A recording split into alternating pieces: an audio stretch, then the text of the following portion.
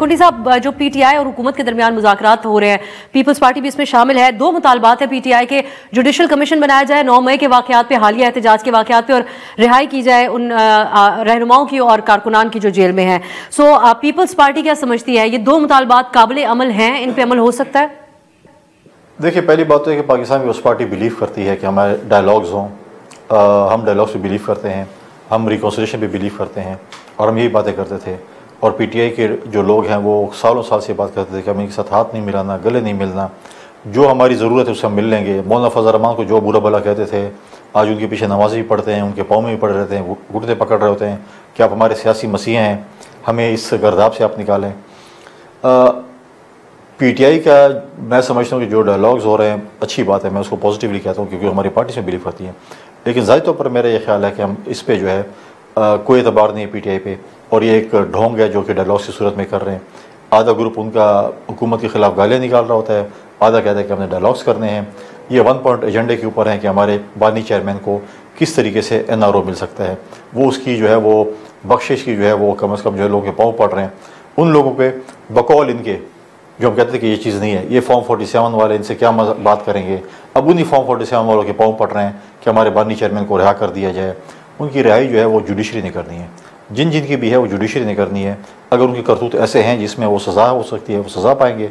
अगर जुडिशरी समझती है कि वो सज़ा नहीं है और इसमें बेगुनाह है तो उनकी जमानत हो जाएगी। इस पर हम कोर्ट से सजाओं के हवाले से आपसे ज़रूर बात करेंगे, लेकिन पीटीआई ये कहती है कि हुकूमत संजीदा नहीं है, और इस हवाले से जब आप लोगों की जमात के हवाले से लोग हुकूमती शख्सियात भी और आपकी जमात से नबील कबूल साहब ने भी कहा कि माफ़ी मांग ली जाए 9 मई के वाक़यात पे, तो कुंडी साहब एक तरफ कहा जाता है कि जुर्म किया गया, दूसरी तरफ माफ़ी का मुतालबा, ये किस किस्म का तजाद है?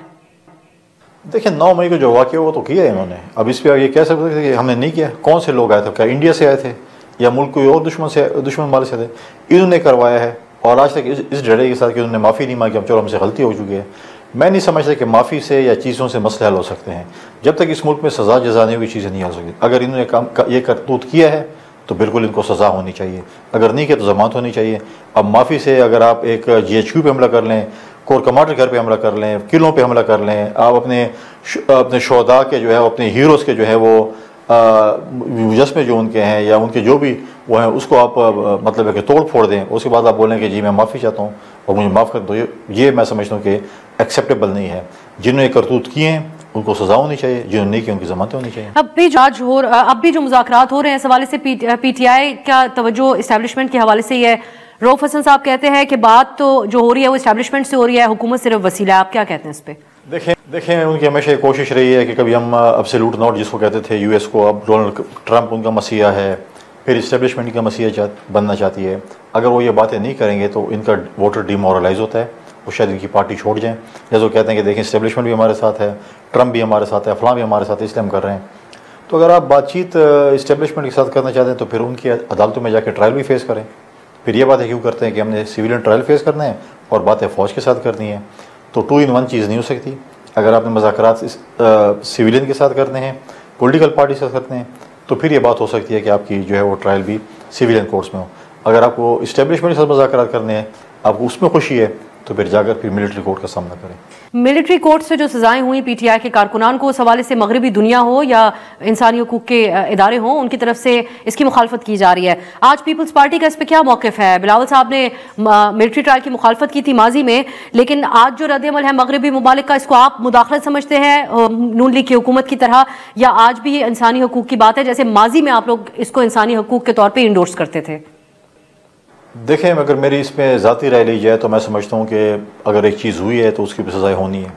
अगर आज पीटीआई के दोस्त हमें कहते हैं कि ये चीज़ें गलत हैं, तो आपके दौर में तो सिविलियन का ट्रायल मिलिट्री कोर्ट्स में हुआ था, तो मिलिट्री कोर्ट्स ने उनको सज़ाएँ दी। और ये चीज़ देखें, ये डोमेन मिलिट्री का था, जिसमें अगर आप देखें कोर कमांडर हाउस है या GHQ है या बाकी किले या कैंट पे जो जिससे हमले हुए हैं तो उनके डोमेन में आता है। सिविलियन कोर्ट्स का तो हमारा ये है कि आप देखें कि माजी में एक डिप्टी स्पीकर थे कौमी असम्बली के, जिनके 50-60 हज़ार vote human error vote cast किए गए थे। आज तक सुप्रीम कोर्ट में उसका फैसला पेंडिंग है।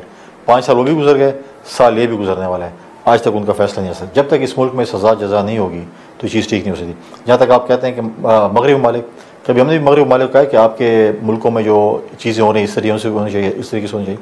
मैं समझ हमारा मुल्क है, हमारा कानून है और हमें उस पर इम्प्लीमेंट करना है। हमारा कानून के ऊपर जो भी चीज़ होगी हम उसी को इम्प्लीमेंट करेंगे। नियत है कि हमारा उनके ऊपर किन हवालों से इन्हिसार है और हम क्यों इस पोजीशन में नहीं कि हम उनके मामलात में पर बात करें। लेकिन डोनाल्ड ट्रंप का, आपने अमरीकी हुकूमत का भी जिक्र, अमरीका के हवाले से भी जिक्र किया, तो पीटीआई के बयानात आजकल यही है कि 1.5 माह में खान साहब रिहा हो जाएंगे और अंदाजा यही है कि वो अमरीकी हुकूमत के एतबार से बात करते हैं। आप समझते हैं कि ट्रंप हुकूमत आएगी तो दबाव डाला जाएगा पाकिस्तान पे इमरान खान की रिहाई के हवाले से? देखिए, मैं समझता हूँ कि बयान तक हद तक है। अमेरिका के बहुत से और भी इशूज़ हैं, वो इतने फारिग नहीं है कि वो इमरान खान के ऊपर डिस्कशन करें और उनको इमरान खान की ज़रूरत क्यों है। लिहाजा वो अपने, जैसे मैंने पहले कि अपने वोटर्स को एंगेज करना है कि जी ट्रंप तक सब्र करें, जब वोट लेगा तो फिर हमारे खान को आज़ाद कराएगा। मैं नहीं समझता कि ऐसी कोई चीज़ें हैं। हमारे पास माजी जो है वो सामने पड़ा हुआ है।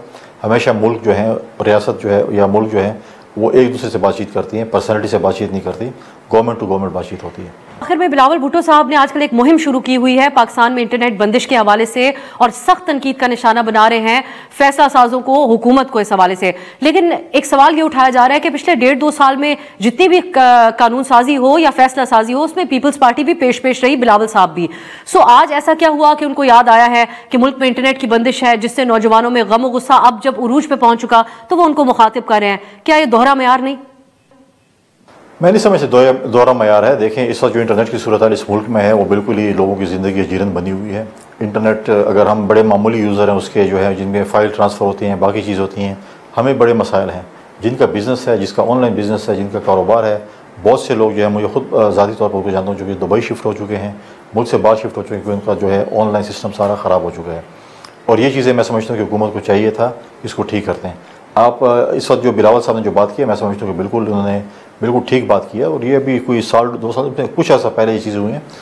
इन्होंने भी रिसेंटली भी अपनी स्पीच में ही कहा है कि हम जो है इस चीज़ के ऊपर इस चीज़ के ऊपर जो है जाके बाकायदा तौर पर अपनी एक फ़ाइट करेंगे, क्योंकि इस वक्त नौजवानों को कहें, ख़वातीन और मर्द हो, जो ऑनलाइन काम कर रहे हैं, ऑनलाइन जिसका बिज़नेस है, वो सब कुछ तबाह हो पड़ा है। अरबों रुपए के नुकसान लोगों के हुए हैं। तो हम चाहते हैं कि लोगों को सहूलियात दें। अगर हम सहूलियात नहीं दे सकते तो ये बहुत बड़ी, मैं समझता हूँ कि ज़्यादती होगी। जैसे इसलिए इंशाअल्लाह ताला पाकिस्तान पीपल्स पार्टी इसका केस भी लड़ेगी और जो भी मसाइल होंगे इंशाअल्लाह हम उसका केस लड़ेंगे।